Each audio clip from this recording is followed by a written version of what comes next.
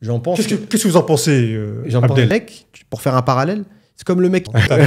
Mais c'est vrai que ça manque. Les Turcs, donc tu ramènes plein de thé turcs.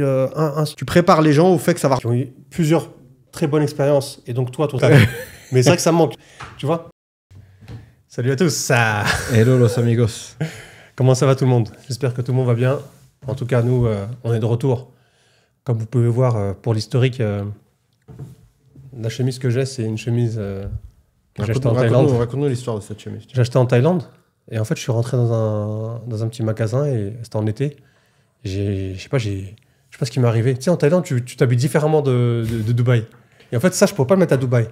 Tu vois, ça passe bien sur la vidéo, à mon avis. On n'a pas encore regardé le résultat. Mais j'en ai plein des comme ça. J'en ai acheté moins de 8 ou 10. Ouais, d'ailleurs, je t'en ai ramené une. Ouais, merci. Tu l'as jamais mise encore. Non, parce que pareil, mais moi, je ne la mettrai pas, faut qu'on fasse à Dubaï. Enfin, pour le studio. Faut qu'on fasse un épisode avec la même chemise. Ouais, je te jure. D'ailleurs, si vous voulez voir un épisode avec on porte la même chemise, dites-le nous. Ouais, ça serait franchement, dans les commentaires. Aujourd'hui, ça va être un épisode rapide, environ 25 minutes, 20 minutes. Et c'est un épisode sur les théories. Donc, les théories, on a beaucoup de théories. Donc, il y a une théorie là qui m'affectionne particulièrement. C'est la théorie du mécanicien. Donc, le mécanicien, ça m'est arrivé plusieurs fois à Dubaï. Donc, au début, le mécanicien, il va être gentil avec toi, il va bien t'aider, il va bien réparer ta voiture pour pas cher. Ça m'est arrivé. Il y avait un mécanicien, quand j'avais une voiture, il y avait plein de problèmes. C'était une ancienne, c'était une 2006 à l'époque. C'était un gros 4x4. J'avais un gros 4x4 comme ça, gigantesque, et je roulais. Je voyais les petites voitures comme ça, tu sais, à l'époque, tu vois, en 2012, 2013. Je l'ai vendu en 2017, je crois, la voiture. Ça, tu l'as gardé. Ou 2018, je l'ai vendu. Oh. Bref. Le mécanicien, il était gentil, tu vois. Première fois, il vient, il me répare ma voiture, il me demande un vieux billet. J'étais étonné. Je fais, ouais, ok. Je fais comme si de rien n'était. Deuxième fois, il y a un petit problème. Il est venu. Je lui dis, je te paye le taxi, viens, si tu peux réparer et tout. Il est venu, il a réparé la voiture. Et troisième, quatrième fois, il a commencé à monter les prix qui n'ont rien à voir. Des trucs, il me rajoutait des trucs, et il essayait de m'arnaquer. Et je pense que c'est comme ça à Dubaï. C'est que dans tous les services, je ne sais pas si c'est pareil en France, parce que ça fait longtemps que je n'ai pas vécu en France, mais en tout cas, ici, peut-être la première fois, tu auras des bons prix avec la personne, le service, le coiffeur, je sais pas. Là, je te dis coiffeur parce que je te pique par un truc avec le coiffeur. Et donc, c'est la théorie du mécanicien. C'est que ce soit un produit ou un service, tu vas arriver, il va bien te servir, il va bien t'aider, mais après, il faudra retrouver une autre personne parce qu'ils ne sont pas constants dans le produit et le prix. Et ça, c'est chiant. Ça, c'est dommage. Tu vois? Et je pense que c'est... Oui, Dubaï, il y a ça, mais est-ce que c'est pas pareil à l'étranger? Je ne sais pas. Mais en tout cas, ça m'a choqué. Et pour moi, c'est une théorie. Je l'appelle la théorie du mécanicien. Un bon titre, en tout cas. Il faut faire toujours attention, vérifier les prix. Ah ben nous, on a acheté des produits, comme tu peux savoir, chez des gens à Dera, c'était pas cher. Une fois, deux fois, et c'était pas cher. On s'est compris. Hein. Mais après, quand on a commencé à voir un magasin à côté, on est parti, on a regardé les prix de ces produits-là. Ah ouais, le mec, il a moins 20%. Ouais. Et on est parti voir l'autre. Ah non, mais l'autre, c'est pas vrai, c'est pas garanti, c'est pas ceci, c'est pas cela.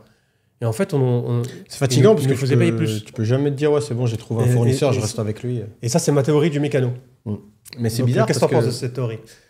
J'en pense. Qu'est-ce que vous en pensez, Abdel? J'en pense qu'elle est. Je pense qu'elle est vraie. Je pense qu'elle est vraie et je pense qu'elle est bizarre parce qu'elle est contre-intuitive. Normalement, c'est le contraire.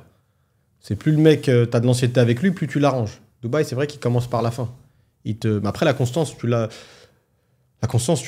pas dans plein de trucs, hein, même les restaurants. Combien d'endroits que tu fréquentes, ils sont bien pour la bouffe, pour l'ambiance. Tu reviens 6 mois après, ça a changé, le goût, c'est plus le même, ou je sais pas. Non, tu parles de la pizza, là? Non, ouais, tiens. J'avais pas pensé, je disais en général, mais c'est vrai qu'on est parti manger une pizzeria qui était top. C'était la meilleure pizza de Dubaï. C'était un endroit caché, un petit mall qui a ouvert à Jumeirah au milieu de nulle part. Ouais, franchement, ouais. Il y avait un carrefour là-bas. On a été. Top, on a dégusté la meilleure pizza de Dubaï. C'est dur de trouver une pizza ici. Une pizza à feu de bois, machin. Et on a été là, il y a 2 semaines. Ouais, 2 semaines. Et nous deux, on s'est sentis un peu mal au ventre, ouais. Voilà. Après, pour ça, je pense, hein, les restaurants, pourquoi ils sont amenés à changer? Bon, le service, c'est autre chose, mais en tout cas, la qualité, c'est que Dubaï, il y a trop de concurrence. Et à chaque fois qu'on va dans la pizzeria, elle est vide. Donc au début, le mec, il est full budget, donc il prend Il prend ce qui se fait de mieux en ingrédients, c'est frais, machin. Et après, quand il voit qu'il n'y a personne, ben, petit à petit, il réduit des coûts, mais c'est compliqué. Hein, je me mets à sa place, c'est vrai que c'est une situation compliquée, mais si tu réduis après les coûts en termes de qualité, ça va... Tu t'enterres toi-même. C'est vrai, ça. Hein. T'enterres toi-même. On appelle ça cut the corners. Ouais, cut the corners, en fait, c'est tu veux faire plus avec moins. Et malheureusement, le Seigneur Tout-Puissant, il a créé une loi que tu peux pas faire plus avec pas grand-chose, tu vois. Si tu as de la chance, ouais, il y en a 1 sur 5 milliards qui arrive à faire quelque chose d'extraordinaire avec rien. Mais dans tout ce que tu veux faire dans la vie, en général, tu es obligé de mettre quelque chose.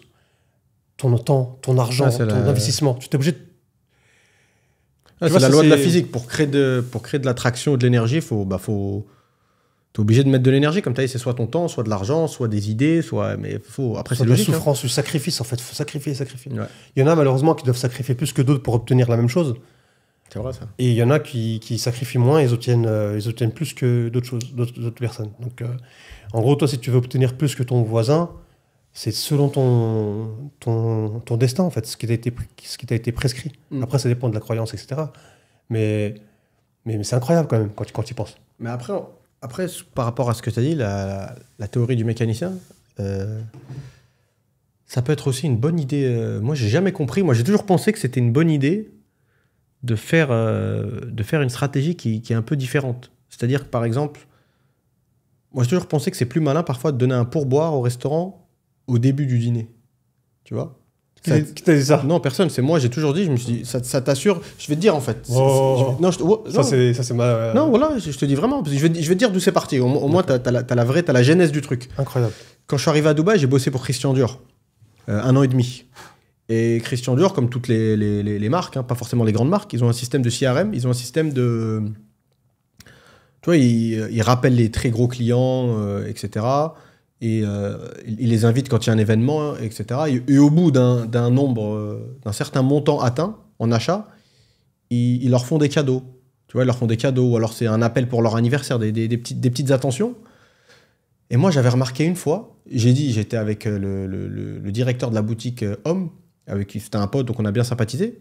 Et un client, il est venu, et à titre perso, j'ai senti le potentiel du client. Tu vois, ça se voit quand un mec, il demande vraiment pas les prix, et il se comporte chez Christian Dior comme il se comporterait à Carrefour ou un truc comme ça. C'est-à-dire, il achète, je me souviens, il y avait des vestes en cuir à 40 000 dirhams, donc l'équivalent d'un peu plus de 10 000 euros.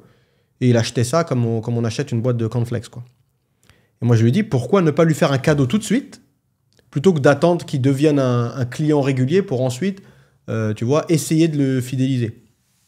Au final, je te la fais courte, il lui a offert un parfum pour lui et sa femme, parfum de la collection privée, et le gars, ça a marché.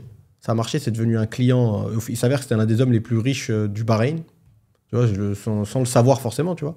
Et au final, bref, pour revenir à ce qu'on disait au début, je pense parfois la stratégie de tout de suite faire un cadeau, tu fidélises, en fait, tu retournes le truc à ton avantage. Et pareil, tu arrives au restaurant, plutôt que d'attendre, de juger si le service il est bon, et ensuite tu donnes un pourboire, dès que tu arrives, tu rentres, tu claques un billet dans la main du serveur, tu t'assures logiquement une qualité de service, tu vois.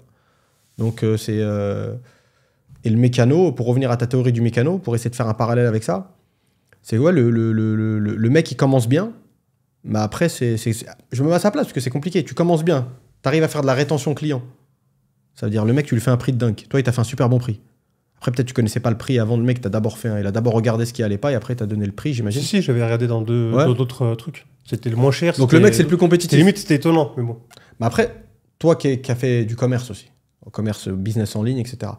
Est-ce que après faire un bon prix, est-ce que t'es pas aussi... C'est ça le problème. Elle est là aussi la différence. Est-ce que tu t'enfermes pas après? Est-ce que tu t'enfermes pas? Regarde, je te donne un exemple. Toi, tu viens chez moi. Je te vends un service ou un produit. Il est pas cher. Et je reste le moins cher des concurrents pendant 3, 4, 5 mois. Et un jour, tu viens et boum, c'est plus cher. Le fait que je t'ai habitué à des prix pas chers, est-ce que ça va pas te paraître... Alors que je me suis juste mis au prix des autres, est-ce que je vais pas te paraître encore plus cher? Tu vois ce que je veux dire? C'est comme le mec, pour faire un parallèle, c'est comme le mec qui est super gentil, qui dit jamais non pour rendre un service, et le jour où il dit non, ça... Putain. Ah, ça c'est ouais. Alors que le mec, il rend jamais service. Genre une fois il rend service, putain, tu dis ah ouais, au final, tu vois, ça va te paraître... C'est vrai. Tu vois ce que je veux dire? Ça fait comme un ascenseur émotionnel, c'est bizarre. Parce que le mec, il te fait un bon prix, c'est-à-dire le mécano. S'il avait pas fait ça, est-ce que je serais pas resté coincé dans un prix qui t'a fait, qui était limite imbattable ou gagnait presque rien? Est-ce qu'il n'est pas coincé dans ce tarif qu'il t'a donné? Et là, le problème. Après, Donc, pense par exemple, là on parle du mécano, mais pense à n'importe quel produit. Par exemple, n'importe quel produit ou service. C'est une théorie qui s'applique à tous les produits et services, tu vois. Par exemple, là, le coiffeur, il vient, il t'a fait ton masque, ton truc là. Ouais. D'ailleurs, ça a bien marché d'ailleurs, Ouais. pour info. Hein. Ouais, c'est vrai. On aime bien s'envoyer des fleurs. Ouais, non, mais il est. Franchement, en plus, Ils sont bons, les gars. C'était fort. Hein. C'est les Turcs. Franchement, ça manque un peu. Hein. Ils sont bons, les Turcs. Ça manque un peu, mais je sais pas, je soutiens mon boycottage. Mais c'est vrai que ça manque. Hein, ils te mettent quand tu vas chez eux, je sais plus c'était combien, le prix, c'était pas cher. Moi, je payais 160, mais j'imagine que tu as dû payer 200 et quelques. Ouais, il est monté à 220 ou 230. Voilà. Je payais 160, il y a un an. Et ils nous mettaient des... si tu veux d'abord te raser, etc., c'est séparé. Mais après, ils te mettent une crème, un exfoliant, un truc. Et après, ils t'enlèvent les points noirs. Et après, ceci. Et après, ils te mettent de la vapeur. Et ils te ramènent des thés sur thé. Moi, j'aime bien les thés turcs. Donc, ils te ramènent plein de thés turcs. Là, tu passes un bon moment. Tu passes un bon moment. Ouais, franchement, tu passes et à la fin, tu sors, tout le monde te dit, ouais, t'as fait quoi? Ouais, t'as une bonne mine. C'est vrai que t'as une bonne mine. Hein. Non, tu la gardes pendant au moins 3 jours, cette bonne mine. Ah non, ils sont bons, les mecs. Et ça manque un peu. Mais après, franchement, le fait qu'ils changent les prix comme ça, et en fait, ils changent les prix par rapport à ce qui décide lui. C'est-à-dire que là, maintenant, il t'a fait 220, mais ça se trouve, la prochaine fois, ça va être 180 ou 200. Non, moi j'ai remarqué. Une fois qu'il monte, il redescend plus après. C'est les lois du retail. Ouais. Les lois du retail, c'est les lois du supermarché, quoi. C'est quand le prix est augmenté, ils descendent jamais, malheureusement. Là, la guerre en Ukraine a fait augmenter les prix des denrées. Comment on appelle ça, denrées Première nécessité. Première nécessité. Malheureusement, ça va jamais baisser. Ça baissera sous forme de discount, de pourcentage. Donc là, par exemple, 2 fois dans l'année, ils vont dire quoi? Alors achetez 2, le 3e gratuit et tout. Et par contre, ils vont faire au lieu de baisser le prix, ils prennent sur leur marge. Ouais. Mais c'est les lois du retail. C'est jamais baisser un prix quand il a été augmenté une seule fois. C'est vrai que c'est pour ça que c'est très très compliqué pour tout entrepreneur ou chef d'entreprise de manière générale qui se lance dans un business. La politique de prix, c'est quelque chose auquel il faut vraiment penser. Parce que tu as tendance à un peu avoir peur et tu veux te différencier tout de suite par rapport à la concurrence, mais il faut bien réfléchir parce que tu peux aussi te retrouver enfermé dans ton propre piège. Tu vois ce que je veux dire? Comme on a dit, le jour où tu augmentes les prix, tu vas paraître plus cher que les autres alors qu'au final, tu t'es juste aligné. Mais vu que tu avais commencé en dessous, c'est compliqué. Après, je pense que ça, pour remédier à ça, c'est les promotions flash. Hein. Tu viens d'ouvrir, tu dis, bon, bah, pendant 1 mois, c'est temps. Ou 2 semaines, ou vente flash, ou je sais pas. Parce qu'après, tu prépares les gens au fait que ça va remonter. Donc les gens, ils savent que c'est un temps très court. Après, je pense que ça dépend de la qualité, tu vois. Si la qualité, elle est irréprochable et qui donne envie qui donne envie aux gens de revenir, donc à mon avis, ils reviendront. S'ils ont aimé leur service, si c'est un restaurant, par exemple, Ouais. s'ils ont aimé le service et la qualité de la nourriture, ils reviendront. C'est obligé, parce que franchement, à Dubaï, on mange dehors tous les jours. Ouais. On cuisine quasiment jamais. Même si tu sais cuisiner, ben, tu n'as pas envie de cuisiner pour toi-même. Les journées, comme on a dit, les journées, elles sont courtes, ça passe vite. T'as pas trop le temps, donc t'as pas envie de te mettre au fourneau tout le temps. Mais c'est clair que... en fait, pareil, même ça, c'est au millimètre. Hein. T'es limite un horloger suisse, parce que ton augmentation de prix, il faut quand même qu'elle soit liée au service, mais après, faut pas... En gros, faut quand le mec il réfléchisse, il dit, ah ok, ils ont augmenté, mais le service, il est là. Mais à quel point t'évalues le service? Elle est là, l'histoire aussi. À quel point t'évalues le bon service qu'on te donne, ça, tu vois, comment tu le... C'est compliqué. Pour moi, c'est très compliqué, ça. C'est un système de valeurs, en fait. Ouais. Ça dépend de l'expérience de ces gens-là dans ce service-là. Ça dépend de leur expérience. Est-ce qu'ils ont une expérience, on va dire, qui ont eu plusieurs très bonnes expériences, et donc toi, ton service, est-ce qu'il est super triple? Tu vois, ça dépend des systèmes de valeurs. Comment toi, tu t'évalues? Mais il faut être objectif quand tu as un business. Il faut être super objectif. Là, pas mettre d'affect. Sur l'évaluation de ton business. Est-ce que c'est un business avec un super customer service? Est-ce que, en termes de... Genre, comment tu traites le client? Est-ce que la qualité, elle est là? Et après, l'image de marque. C'est quoi que tu laisses sur le marché comme image? Il y a tellement de choses. C'est là que tu vois, franchement, c'est compliqué. Hein. J'en ai parlé dans un podcast et j'aurais bien voulu avoir ton avis. Moi, franchement, plus j'analyse un petit peu, là, on va parler de business au sens plus large.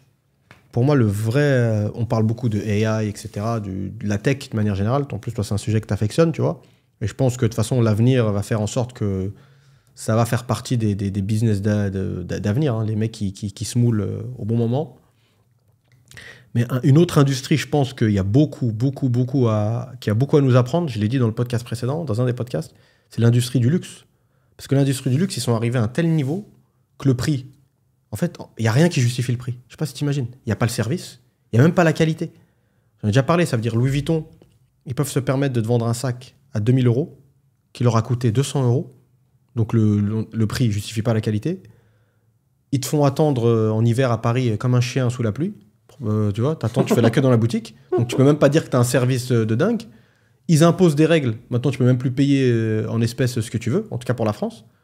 Donc tu vois ce que je veux dire, et limite, en fait, je me rends compte d'un truc, c'est que c'est une des rares industries où parfois moins, tu vois, plus, c'est limite du masochisme. Moins bien ils te traitent et plus leur cote elle monte. C'est-à-dire, tu arrives chez Hermès avec ton argent, tu vas acheter un sac, la réserve, hein, pour ceux qui ne le savent pas, tout ce qui est sac Kelly, Birkin, là, elle est pleine. Hein. Ils disent que c'est pénurie, c'est une grosse connerie. Les gens qui savent, le savent pour le coup.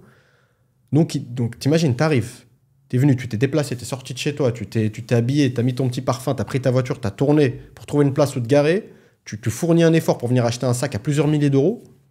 Et pareil, où la qualité ne justifie pas le prix. Et en plus, ils se permettent de te dire, ils te regardent, non, on n'en a pas. On n'en a pas. Donc ils te traitent comme une merde et t'en redemandent. Donc ça, pour moi, il n'y a pratiquement aucune industrie qui fait ça, tu vois. Il n'y a pas d'hôtel, par exemple. Tu arrives dans un hôtel 5 étoiles, tu vas au Plaza Athénée, au Ritz, il y a des chambres dispo, ils vont pas te dire non. Tu vois, ils vont pas te regarder ta tête, ils vont dire bah non, laisse tomber.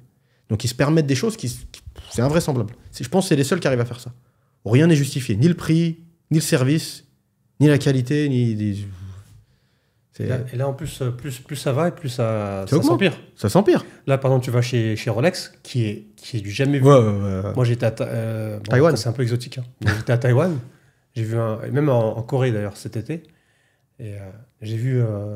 j'étais chez Christian Dior, enfin, chez Rolex, à Taïwan. Et déjà, ils m'ont pas laissé rentrer. De là, il m'a dit « Excusez-moi, je peux vous aider et tout ?» J'ai dit « Oui, je veux voir... Vous avez quoi comme Rolex à vendre ?» Bon, elle parlait pas anglais, donc à mon avis, elle a utilisé son translateur. Et elle m'a dit non, il n'y a rien à vendre. Mais t'imagines Bon, il n'y avait pas de queue, il n'y avait personne devant. Et je crois que c'était fermé en plus. Ils ont fermé pour la pause déj, je crois, un truc comme ça.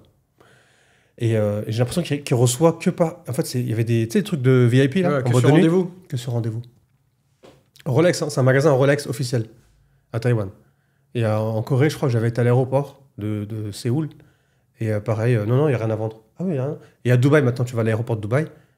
Oui, vous avez des Rolex? Non, il n'y a pas de Rolex. Il y en a là. Ouais, mais elles ne sont pas à vendre.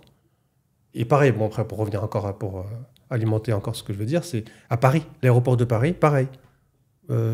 J'y étais là, il y a 3 semaines. Vous avez des Rolex, monsieur? Non, il n'y a pas de Rolex. Pourquoi elles ne sont pas à vendre, celles-là? Non, elles ne sont pas à vendre. C'est sur liste. Ils veulent te faire acheter quelque chose. Et en fait, ils sont en mode boîte de nuit. Ouais, c'est un peu le système boîte de nuit. Faut faire la queue. Tu veux rentrer dans cette boîte de nuit? Ouais, faut faire la queue. Faut rester dehors, faire la queue. Mais même ça, c'est vrai que mine de rien, les boîtes de nuit. Sauf que si tu as une réservation. Et pour être une réservation, faut soit dépenser, soit être connu, être VIP, un ami d'un ami. Et encore, réservation, c'est Dubaï. Hein. Paris, genre, tu prenais tu y étais il n'y a pas longtemps, on peut en parler. Tu prends des boîtes un peu prisées comme le Rasputin. Mec, ils en ont rien à foutre. Genre, t'arrives en Ferrari devant, tu veux faire le beau. T'arrives tout seul avec 4 filles. Le mec, il te connaît pas, il te fait pas rentrer. C'est fou quand même. C'est incroyable. C'est un principe de dingue. C'est encore le principe du... Et c'est vrai que tu m'as choqué, mais à Dubaï, les filles, elles font pas la queue. Tu vois, les filles, c'est de l'or ici. C'est de l'or. C'est de l'or. Non, parce qu'elles savent que... Les femmes... Elles vont venir dans la boîte. Et elles vont venir dans la boîte et... En fait, les femmes ici à Dubaï, c'est de l'or. Donc ils voient de l'or. Il ouvre la porte. Il ne va pas dire non à l'or, tu vois. C'est Alibaba. Pense à Alibaba. Qu'est-ce qu'il dit Alibaba pour ouvrir la casier? Sésame, ouvre-toi. Voilà. Il voit l'or. Il dit Sésame, ouvre-toi. Et Sésame, il s'ouvre. Non, parce qu'il sait que les meufs vont venir. Si jamais tu verras un groupe de femmes, enfin de filles, tu verras un groupe de femmes à Dubaï rester devant la queue. Jamais. Par contre, en France, j'y étais là, il y a 3 semaines. J'ai jamais vu autant de filles dans la rue en train de faire la queue. Ça m'a choqué, j'étais là, mais qu'est-ce que c'est? Parce que ça m'a choqué, franchement. Non, parce qu'à Dubaï... Moi, ça fait quand même 13 ans que je suis là, j'ai oublié la France. Tu vois, j'ai oublié comment ça se passe. J'y vais 2 semaines, mais je sors pas de chez moi quasiment. Je fais des petites activités rapides. Parce que c'est pas les mêmes habitudes de dépenses, c'est pas le même comportement. Parce qu'en gros, je pense, les propriétaires ou les directeurs ou managers de boîtes à Dubaï, ou même dans d'autres pays, ils ont rien inventé. Miami, c'est pareil. Même Bali pour la salle de sport, on voulait aller, c'est pareil. Il faut rentrer des filles. Ils essayent de choisir des jolies filles de préférence. S'il y a des jolies filles, ça va attirer des gars et ça va être concours de bouteilles et au final, ils y gagnent, quoi. Faire rentrer, même le mec qui fait rentrer 50 meufs gratuits. Qu'est-ce qu'il s'en fout? C'est très bien que ça va... Même si le premier soir qu'il fait ça, ça va pas rapporter, à force, à terme, ça va se savoir, c'est un petit monde, ça va savoir que dans cette boîte, c'est plein de meufs.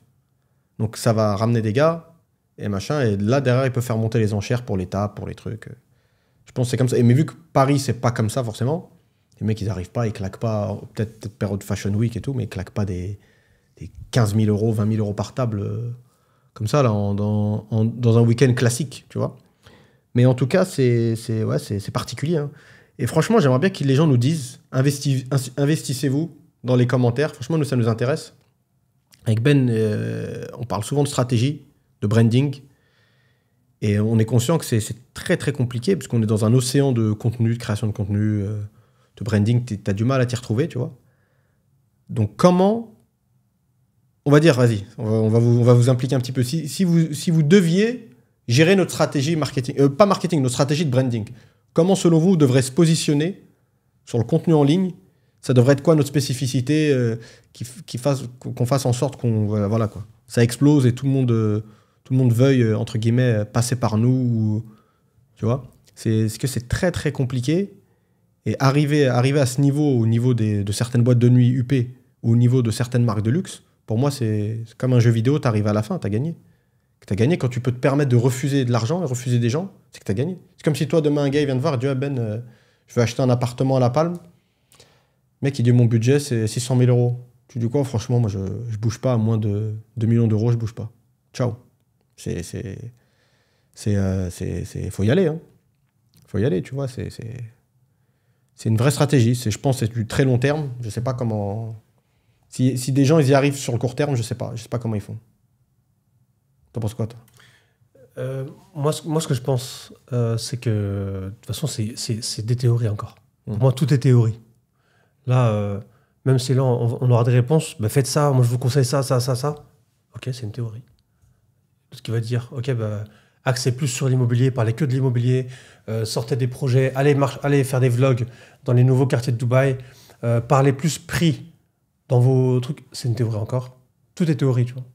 Et après, la pratique et le fait d'essayer ces théories sur le marché réel, c'est ça. Par contre, le problème, c'est essayer ces théories sur le marché réel, ça prend plusieurs mois. Donc, si tu veux passer d'une théorie à une autre, il faut plusieurs mois et donc plusieurs années. Ouais. Donc, si on prend un chemin, un axe, avec une stratégie de ce côté gauche, qui était mauvaise, ou qui, alors qu'on aurait dû partir à 180 degrés, on aurait perdu plusieurs mois, quoi. C'est fou, hein.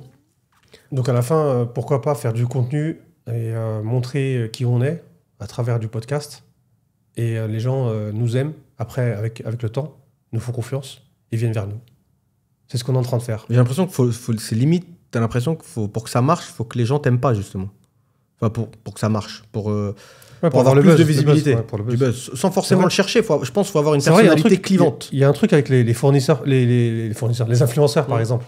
Les influenceurs, j'ai l'impression que plus personne les aime, mais bizarrement, ils sont encore là. Enfin, pas tous, hein, mais tu les vois à Dubaï. Ils sont là, ils ont toujours leur Ferrari. Moi, j'en vois plusieurs. J'en crois plusieurs. Salle de sport. Et je me dis, ouais, mais ils sont encore là, ils vivent encore bien, visuellement. Hein. Visuellement parlant, en tout cas, en visuel, ils sont très, très bien. En visu. Et c'est ça, en fait, c'est peut-être la négativité qui ramène la plus grande visibilité. La plus grande visibilité. Ou alors des personnalités clivantes. Le souci, c'est que parce qu'en fait, bad news travel faster than good news. Bad news travel faster than a good news. En fait, une mauvaise nouvelle voyage plus rapidement qu'une bonne. Donc nous, sinon, on est là, on vous montre qu'on est là, on est une agence immobilière, mais aussi on est des podcasteurs maintenant. Officiellement, on est des podcasteurs, ça fait 1 an maintenant. On n'a pas des millions de vues, et je pense pas qu'on va en avoir, hein, même après 10 ans. Hein, parce qu'en France, t'as pas de millions de vues. C'est compliqué. Pas. Qui a des millions de vues en France? S'il y en a, c'est Squeezie et tout, alors c'est des gros youtubeurs. En fait, c'est des trucs à la con, quoi. C'est plus t'es con, non, mais faut dire ce qui est. Plus t'es con, et plus tu fais de l'argent, et plus tu réussis. En fait, les gens ils veulent. Mais quand tu es en mode intelligent, tu réfléchis trop, tu penses trop de stratégie, et tu es trop basé sur les faits réels, ça marche pas. Donc en fait, faut qu'on devienne plus psychopathe. Après, c'est dur parfois d'aller un peu contre nature, parce qu'à force, tu tiens. C'est comme un mec qui est dans un rôle. Tu tiens. Après, au bout d'un moment, si on arrive à enchaîner les podcasts, c'est justement parce qu'on n'a pas à forcer, en fait. On est qui on est, on se met derrière le micro. On n'a même pas l'impression qu'on parle entre nous, que c'est tout, tu vois. On n'est pas là. Comme vous nous voyez là, demain, vous croisez Ben dans la rue, ce sera pareil. Hein. Il n'y a pas deux casquettes, il n'y a pas une casquette devant la caméra et derrière, c'est pareil. Il y en a plein qui sont comme ça d'ailleurs. Je ne vais pas citer de nom, mais j'en connais, on a vu personnellement. Ouais. Tu les vois, ils sont gentils comme ça à la caméra, ils sont sympas, mais à la fin, tu veux leur parler et tout. Nous, c'est différent. Après, c'est vrai que ça dépend comment on aborde, en fait, je pense, la personne. Ça dépend comment tu l'abordes. Non, mais la personne dont tu parles, là, elle avait été abordée normalement, très gentiment. Donc, y a pas, tu peux même pas mettre ça à son crédit. Mais bon, après, on n'est pas là pour... Avec nous, j'y pensais en plus l'autre fois que je voulais le dire, mais je ne l'ai pas dit. Nous, c'est WYSIWYG. WYSIWYG, c'est pour les personnes qui ont fait du marketing. Ils comprennent. Maintenant, je vais l'expliquer. C'est What you see is what you get. C'est W, Y, S, etc. Bon, c'est un truc, on dit WYSIWYG, W, Y, S, etc. C'est what you see is what you get. Ce que tu vois, c'est ce que tu as. Donc en gros, nous, on est WYSIWYG. C'est ce que vous voyez ici, c'est ce qu'on est. Ouais, pour le coup, voilà. C'est vrai. C'est un terme en marketing qui est super connu pour les pubs. Genre, what you see is what you get. Ce que tu vois, c'est ce que tu vas voir. Et ben nous, c'est ça. On est les personnes qu'on est sur les podcasts, on est les mêmes en vrai. Donc, si vous nous aimez, ben, on est pareil. Si vous nous aimez pas, ben, on ne changera pas pour vous, malheureusement. C'est clair, c'est clair. En tout cas, voilà. Petite conclusion sur la théorie du mécanicien. Ouais. C'est un podcast de 25 minutes. La théorie du mécano, elle est vraie. Dites-nous aussi, elle est vraie partout, en tout cas dans le pays dans lequel vous résidez. En tout cas, nous, on peut confirmer pour Dubaï. C'est vrai, pas tout le temps. Il y en a qui restent longilines, mais beaucoup... J'en vois pas. Non, moi, je parlais plus en service, par exemple. Il y a des cafés que tu peux fréquenter, ils n'ont pas changé, tu vois, à peu de choses près. Ouais, moi, je te dis, moi, mon mot de la fin, c'est que c'est compliqué. Le service, non, c'est pas compliqué de garder un service continu. Enfin, ça l'est, mais tu te dois de le faire. Par contre, le prix, c'est compliqué parce que après, Ou alors après, il faut beaucoup de pédagogie, beaucoup de communication. Ça veut dire le garagiste, il aurait dû te dire qu'il te faisait un prix spécial et que c'était pas un prix il te prépare. Mais s'il te prend comme ça sans te prévenir, sans pédagogie, sans rien, tu l'as mauvaise. Ouais. Et pareil pour ton coiffeur. Ouais, voilà, pareil pour le coiffeur. Ouais, c'est pour ça que tu l'as boycotté. C'est fini. Ouais, voilà. Bon, bah, moi, je pense que ma théorie, elle est vérifiée, elle est ratifiée. J'ai ratifié sur ça. Ouais. Comme on dit, j'ai légiféré. T'as tamponné ou pas? J'ai tamponné. Voilà. Bon, bah, commentez dans les vidéos. Partagez. Faites partager à vos amis si vous aimez ce que vous voyez. WYSIWYG. Ouais.